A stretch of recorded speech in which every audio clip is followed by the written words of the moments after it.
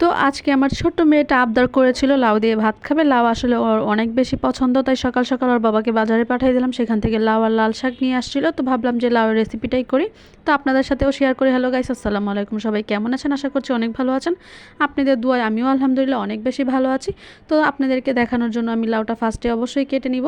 তো লাউটা আমি ভালো করে সুন্দর করে ছিলে নিব। লাউটা আসলে অনেক বেশি পরিমাণ কচি ছিল। আসলে লাউ, কচি লাউ খেতেই কিন্তু বেশি মজা লাগে। তো এই জন্য সকাল সকাল বাজারে পাঠাইছিলাম যেন কচি দেখে একটা লাউ নিয়ে আসে। তো লাউটা নিয়ে আসলো, তারপর আমি লাউটা ভালো করে ছিলে নিলাম। ছিলে তারপর হলো এখানে সাইজ মতো টুকরা করে নেব। আমার মা সবসময় বলতো যে তরকারি কাটার শেপ যদি সুন্দর হয় তাহলে সেই জিনিসটা খেতেও কিন্তু ভীষণ মজা লাগে। তো সুন্দর করে আমি লাউগুলো, আসলে আমি আজকে আমার মায়ের মতন একটু রান্না করার চেষ্টা করতেছি, তার জন্য লাউগুলো সুন্দর করে দেশের মতো কেটে নিলাম। তারপর হলো লাউগুলো কাটা হয়ে গেলে এখানে আমি পাটা পোতাতে একটা মশলা তৈরি করব, তার জন্য কাঁচামরিচ দিয়ে নিলাম। তারপরে হলো এখানে একটা পেঁয়াজ কুচি আর 2-3টা রসুনের কোয়া দিয়েছিলাম। সামান্য পরিমাণ জিরা দিয়ে আমি ভালো করে এটা পাটা পোতা দিয়ে বেটে নিব, কারণ হলো মশলা পাটা পোতা দিয়ে বাটলেই সবথেকে বেশি মজা হয়। তারপরে এখানে আমি পাটাটা ধুয়ে পানিটা নিয়ে নিলাম। সবসময় মারে দেখতাম এভাবে করতো, তাই আমিও এভাবে করলাম। তারপরে এখানে কড়াইয়ে তেল দিয়ে তারপরে হলো এখানে যে বাইটা রাখছিলাম মশলাটা, সেই মশলাটা দিয়ে দিব। মশলাটা দিয়ে আমি ভালো কিছুক্ষণ নাড়াচাড়া দিব। নাড়াচাড়া দিয়ে তারপরে হলো এটাকে আপনি ভালো করে একটু কষাই নেবেন। তো কষায় নেওয়ার কিছুক্ষণ পর এখানে আমি আমার স্বাদ মতো লবণ দিয়ে দিব। যেহেতু এটা লাউ, লাউয়ে বেশি মশলা দিলে কিন্তু লাউ ভালো লাগে না, হালকা মশলায় লাউটা রান্না করব। তো সামান্য পরিমাণ হলুদ দিয়ে দিছি, আমি এখানে আর কোনো কিছু মশলা দিব না।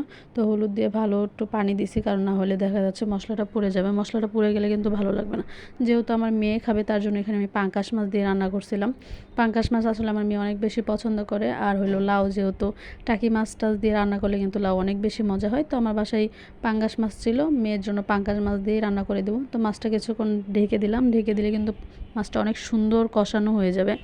তো কষানো হয়ে গেলে তারপরে এখানে আমি কেটে রাখছিলাম লাউ, ধুয়ে রাখছিলাম, সেগুলো দিয়ে দিছি। দিয়ে ভালো করে এখানে নাড়াচাড়া দিয়ে কিছুক্ষণ ঢাকনা দিয়ে ঢেকে রাখবো। লাউ আসলে আমার মা বলে যে লাউ বেশিক্ষণ ঢাইকেও রাখতে হয় না, লাউয়ে কিন্তু বেশি পানিও দিতে হয় না। লাউ কিন্তু নিজে নিজের পানি দিয়ে নিজের মতো করে হতে থাকে।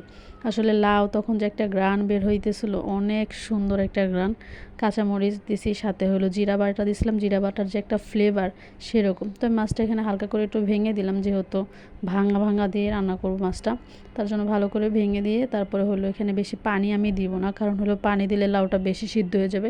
লাউ অতিরিক্ত সিদ্ধও করতে হয় না, আবার কম সিদ্ধও করতে হয় না, মিডিয়াম। তারপর এখান থেকে আস্তে আস্তে একটু কষানোর পর দেখবেন নিজে নিজেই পানি উঠে যাবে। তো নিজে নিজেই পানি উঠে আমার পুরোপুরি লাউটা সুন্দর মতন হয়ে গেছে। এদিকে মেয়েকে খাইতে দিলাম, মেয়ে তো খেয়ে বলতেছে মা অনেক বেশি মজা হয়েছে। আসলে মেয়ে আমার লাউ অনেক বেশি পছন্দ করে, আর নবীজির যেহেতু লাউ পছন্দ করতো, আমার মেয়ে যখনই লাউ খেতে যায় আমরা চেষ্টা করি ওকে লাউ রান্না করে দেওয়ার জন্য। আর আমি বাসায় নিজেও, আমরা সবাই লাউ অনেক বেশি পছন্দ করি, লাউ স্বাস্থ্যের জন্যও ভালো। তো আমার ভিডিওটা কেমন লাগছে অবশ্যই জানাবেন। আমাদের ভিডিও যদি একটু অংশ ভালো লেগে থাকে লাইক কমেন্ট করবেন প্লিজ।